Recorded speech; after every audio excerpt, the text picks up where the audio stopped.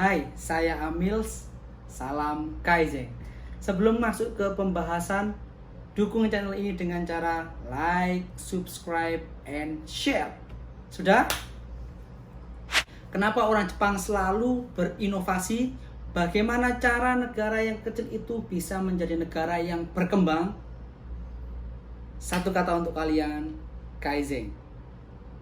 Kaizen terdiri dari dua kata dalam bahasa Jepang, yaitu Kai dan Zen. Kai jika berdiri sendiri itu bisa dibaca Aratameru, yang artinya perubahan, kemudian pembaruan, tata ulang, reformasi, modifikasi, dan arti sejenisnya. Kemudian kalau Zen, kalau berdiri sendiri, ini dari kata Yoi, I yang artinya kebaikan, bisa berarti budi luhur, kebijaksanaan, dan semacamnya. Jika Kaizen dijadikan satu, itu artinya adalah improvement atau perbaikan, peningkatan, dan semacamnya. Kemudian secara filosofi, konsep Kaizen adalah konsep yang memaksakan standar yang lebih tinggi di semua level dan mendorong perbaikan secara terus-menerus. Sejarah Kaizen. Setelah Perang Dunia Kedua, ketika orang Jepang berusaha untuk bangkit, membangun kembali perekonomian dan infrastruktur dengan memikirkan banyak sistem yang bisa dikembangkan. Saat itulah seorang ahli survei dari Amerika Serikat yang bernama Dr. W. Edward Deming ingin sekali membantu Jepang membangun kembali ekonomi Jepang. Disinilah Deming mengimplementasikan ide-idenya di Jepang. Ide itu disebut dengan Deming's 14 Points Total Quality Management Principle. Kemudian ada tokoh yang bernama Ono Taiichi. Dia adalah orang Jepang pertama yang mempertaruhkan formula Deming menjadi terkenal di dunia.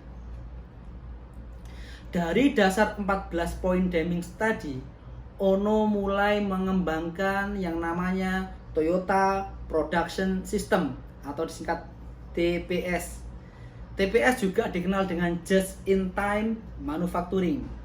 Ini adalah sistem untuk mengurangi ketidakefisiensian dengan cara improvement berkelanjutan. Kemudian yang dalam buku catatannya si Ono tadi diberi judul Kaizen System. Sistem TPS tadi membuahkan hasil yang luar biasa bagus dan penjualan produk Toyota tumbuh sangat pesat, bahkan melampaui penjualan General Motors secara global. Yang mana General Motors tidak pernah terkalahkan selama 77 tahun.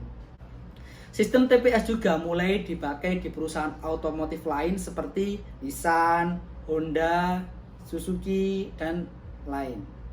Dari konsep tadi, Kaizen secara luas diperkenalkan oleh Masaaki Imai melalui bukunya yang berjudul Kaizen: The Key to Japan's Competitive Success yang terbit tahun 1986, itu kelahiran saya. Juga pada buku sebelumnya yang berjudul Kaizen: Japanese Spirit of Improvement yang terbit pada tahun 1985. Tujuan Kaizen. Kenapa Kaizen ini penting yang bisa membawa konsep yang begitu besar untuk perubahan? Yang pertama adalah untuk peningkatan kualitas dan produktivitas. Yang kedua, untuk efisiensi dan efektivitas. Bagaimana suatu kerja itu tidak ada pemborosan, lebih efektif sehingga prosesnya lebih cepat dan lain-lain seperti itu.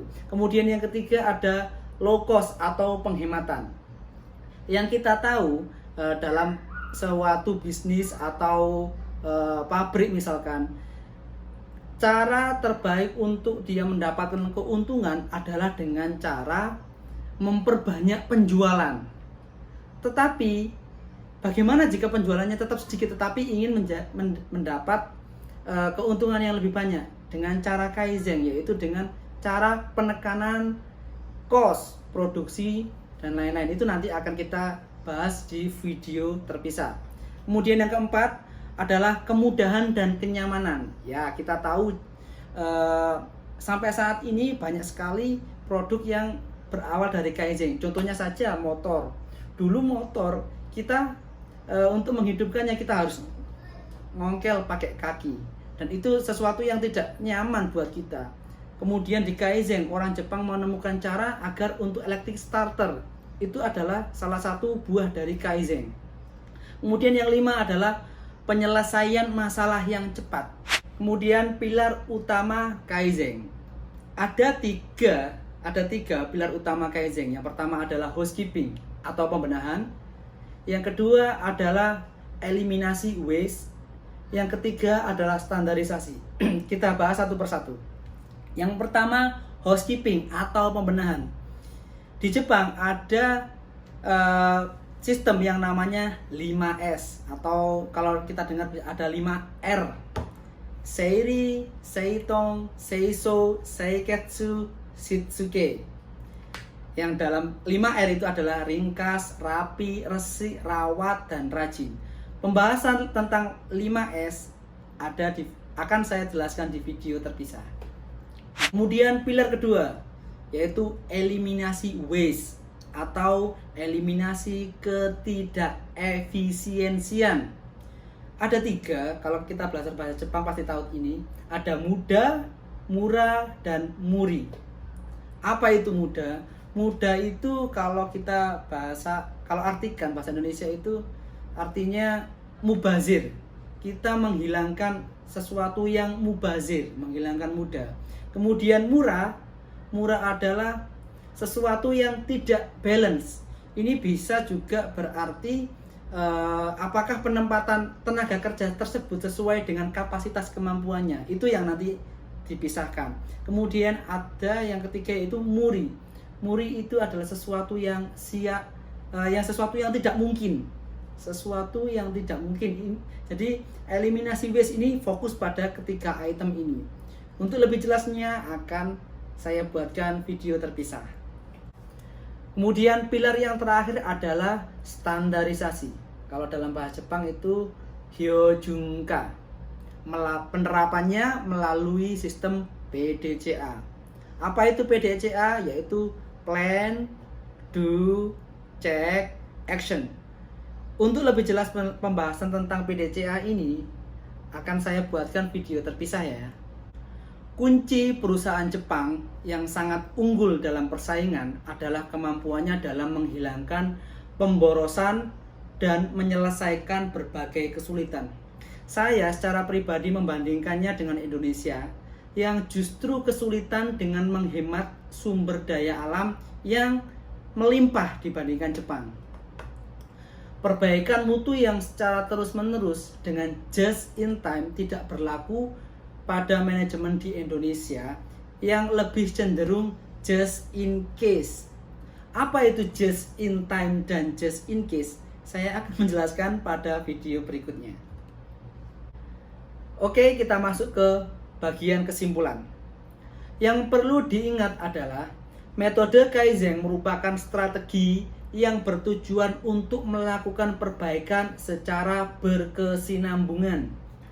Bahkan standar terbaik yang ada masih perlu dievaluasi kembali untuk mencapai level yang lebih lanjut. Meskipun yang saya singgung dalam materi kali ini adalah Kaizen dalam industri, perusahaan, dan sejenisnya, tetapi tidak menutup kemungkinan Kaizen juga bisa kita implementasikan pada kehidupan sehari-hari, yaitu seperti rumah tangga, bidang pendidikan, dan lainnya. Bahkan bisa jadi mindset kita pun perlu di Kaizen. Oke, sekian dulu video materi kita kali ini. Semoga bermanfaat. Bantu dan dukung channel ini dengan tekan tombol like, subscribe, and share. Jika ada materi yang tidak sesuai atau kurang, tulis dalam kolom komentar dan mari kita berdiskusi. Oke, sampai jumpa. Sayonara.